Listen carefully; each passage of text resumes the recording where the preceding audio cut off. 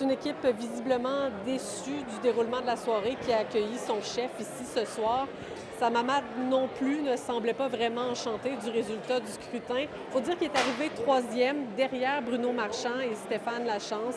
Aucun de ces candidats n'a obtenu de poste de conseiller. Il a salué ses candidats, ses bénévoles, puis il a tenu un très bref discours avant de quitter sans répondre aux questions des journalistes. Je tiens à féliciter M.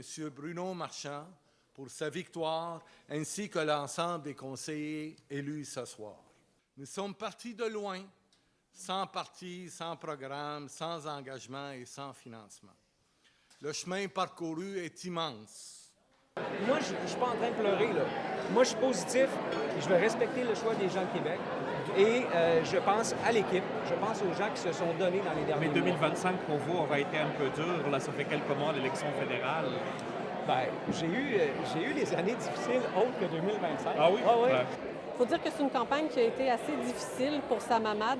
Dans un sondage publié en juin dernier, avant que la campagne ne commence, Sam Hamad suivait de très près Bruno Marchand dans les intentions de vote, à peine 6 % derrière le maire sortant.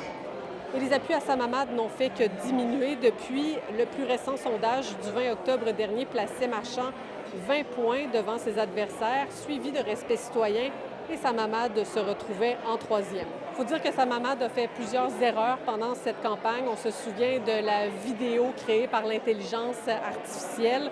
On a mis la faute sur une bénévole qui avait décidé de la publier de son plein gré.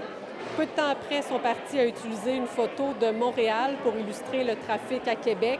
Et il y a aussi eu la saga sur de possibles rapprochements entre Leadership Québec et Respect citoyen, après laquelle les deux se sont mutuellement accusés de manœuvres électorales frauduleuses. Une histoire qui semble avoir profité à Respect citoyen.